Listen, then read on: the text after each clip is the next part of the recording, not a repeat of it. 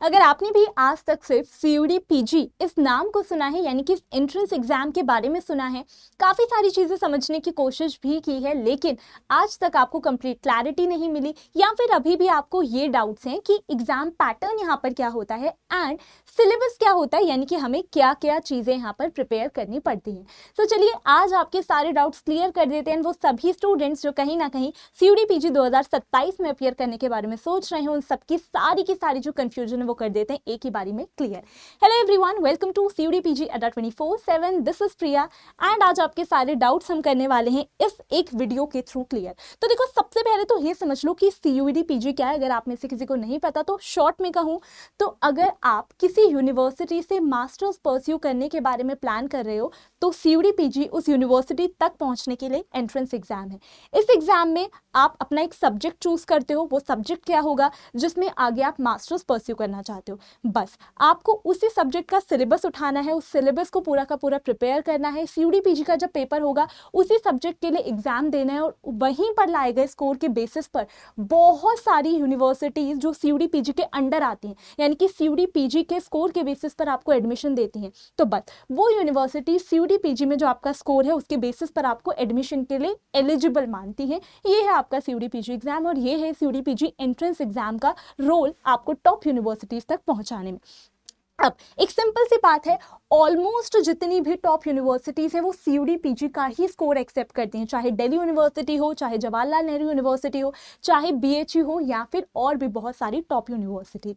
अब सीयूडी पीजी 2027 का मतलब क्या है? हर साल ही एग्जाम होता है। तो अब एग्जाम 2026 का हो चुका है, अब एग्जाम होगा 2027 में, यानी कि मार्च 2027 में।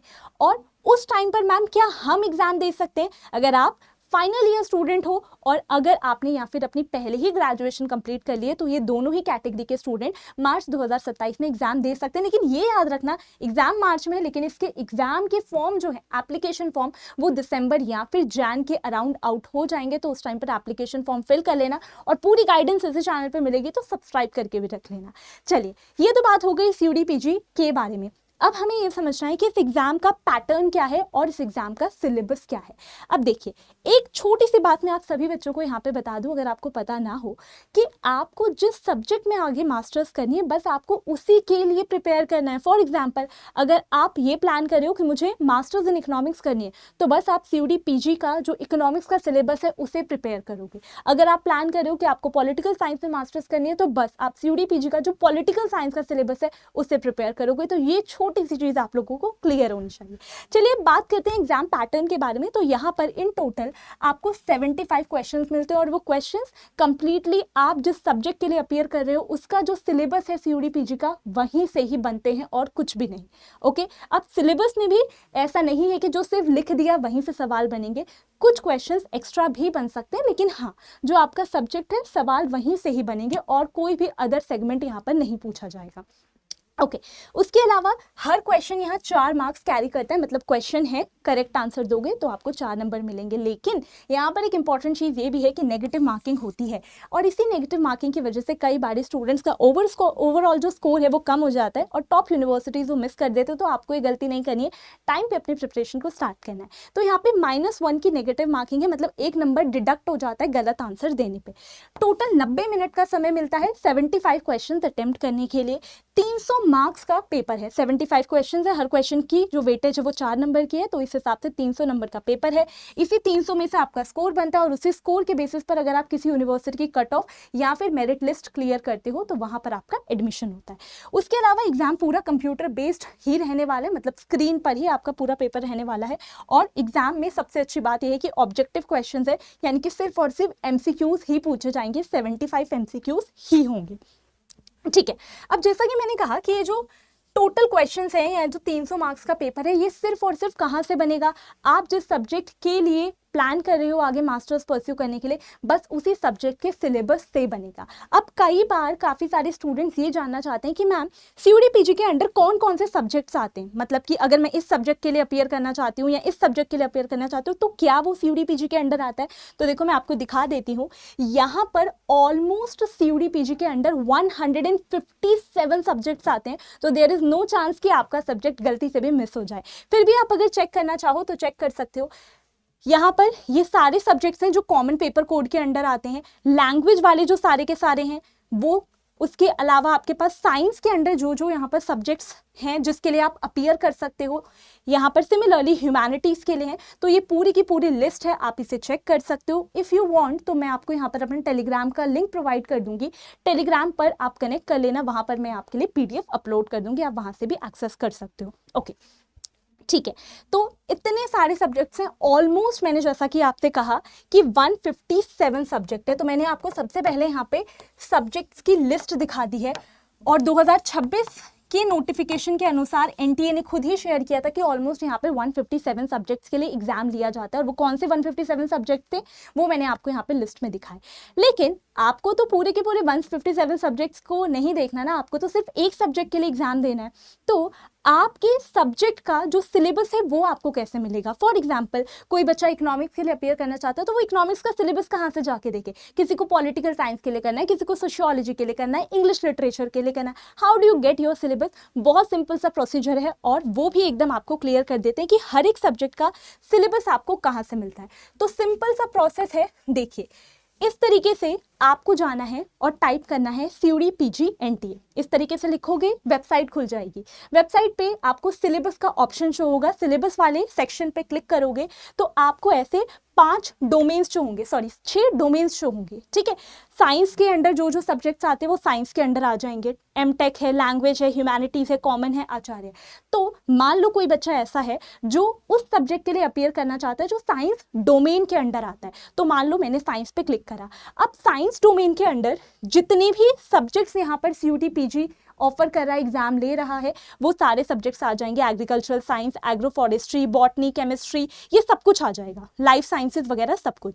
सिमिलरली मान लो कि कोई बच्चा ह्यूमैनिटीज़ का कोई सब्जेक्ट है उसके लिए अपीयर करना चाहता हो, तो बस आपको डोमेन सबसे पहले सेलेक्ट करनी है कि आपकी डोमेन क्या है, और फिर उसके अंडर आप जाके चेक कर सकते हो कि आपका जो सब्जेक्ट है वो आ रहा है या नहीं। ऑलमोस्ट हर एक सब्जेक्ट यहाँ पर कवर्ड होता है, ठीक है। तो जैसे मैंने ह्यूमैनिटीज़ पे क्लिक किया तो एंशिएंट हिस्ट्री है, ज्योग्राफी है, इस तरीके से सारे के सारे आपके लिए सब्जेक्ट आ जाते हैं। सोशियोलॉजी वगैरह है।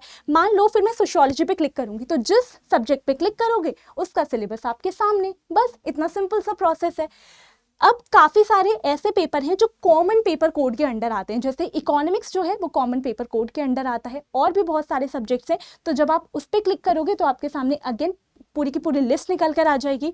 जैसे कि बीएड वगैरह, काफ़ी बच्चे जो बीएड के लिए अपीयर करते हैं, आपका जो पेपर है वो भी कॉमन के अंडर ही आता है। तो जब आप कॉमन पे क्लिक करोगे बीएड के सारे जो भी यहाँ पर ऑप्शन है वो आ जाएंगे, उस पर क्लिक कर आप अपना सिलेबस डाउनलोड कर सकते हो। लेट्स से मैंने इकोनॉमिक्स पे क्लिक करा, ये भी कॉमन पेपर है, तो इकोनॉमिक्स का पूरा सिलेबस आ गया। तो इस तरीके से आप अपने सब्जेक्ट का सबसे पहले डोमेन चूज कर और फिर उस डोमेन में अपना सब्जेक्ट चूज कर सिलेबस डाउनलोड कर सकते हो। अब एक चीज़ और बता दूं, कई बार बच्चों के मेल्स वगैरह आते हैं, क्वेश्चंस आते हैं कि मैम क्या एग्जाम बाइलिंगुअल होता है, मतलब हिंदी इंग्लिश दोनों में होता है, या पेपर सिर्फ इंग्लिश होता है, क्योंकि हम अगर हिंदी मीडियम से हैं तो हमें चीज़ें समझ नहीं आ रही। तो देखो यहाँ पर इसका भी पूरा का पूरा डिटेल्ड क्लैरिफिकेशन है NTA के द्वारा।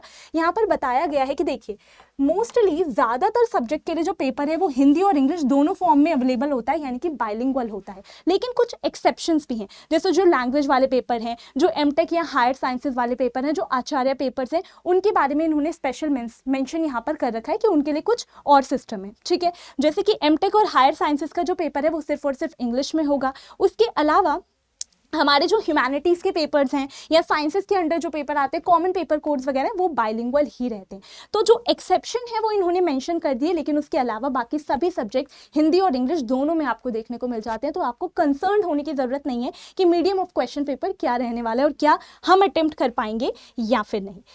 ओके, सो ये एक छोटी सी वीडियो थी आपको पूरी की पूरी क्लैरिटी देने के लिए about exam pattern and syllabus आपको कैसे मिलता है, ये सारी चीज़ें, क्योंकि कई बार यही छोटी छोटी चीज़ें आपकी प्रिपरेशन को कहीं ना कहीं डिले करवाती हैं। लेकिन अगर इसी तरीके से आप चाहते हो कि आपको सारी की सारी जो गाइडेंस है वो मिलती रहे, तो चैनल आप सब्सक्राइब कर सकते हो। बट उसके अलावा यहाँ पर सभी CUD PG स्टूडेंट्स के लिए व्हाट्सएप कम्युनिटी है, आप इसे ज्वाइन कर सकते हो, सो दैट वहाँ पर भी आप कनेक्ट कर पाओ। टेलीग्राम है, इसे भी ज्वाइन कर सकते हो, अगर आप वहाँ पर कनेक्ट करना चाहें तो टेलीग्राम पे कनेक्ट कर सकते हैं, और सारे रिसोर्सेज भी वहीं मिल जाते हैं। अब हमारा जो चैनल है वो आपको यूट्यूब क्लासेस ऑफर कर रहा है, पूरी गाइडेंस दे रहा है इस प्लेटफॉर्म के माध्यम से, लेकिन उसके अलावा हमारे सभी सब्जेक्ट्स के पेड कोर्सेज भी अवेलेबल हैं। सो इफ़ यू वांट तो आप पेड कोर्सेज में भी एनरोल कर सकते हो। फॉर एग्जांपल अगर कोई इकोनॉमिक्स के लिए प्रिपेयर कर रहा है तो इकोनॉमिक्स का बैच है, किसी और सब्जेक्ट के लिए प्रिपेयर कर रहे हो तो उन सब्जेक्ट्स के बैच हैं। जिस भी बैच में आप एनरोल करना चाहते हैं, सिंपली आप यहाँ पर इस तरीके से अड्डा 247 टाइप करोगे और वेबसाइट पे जाओगे। वेबसाइट पे जाओगे तो कॉलेज एंट्रेंस एग्जाम्स का ऑप्शन आपके सामने आएगा, इसमें जाओगे आप, फिर यहाँ पर आप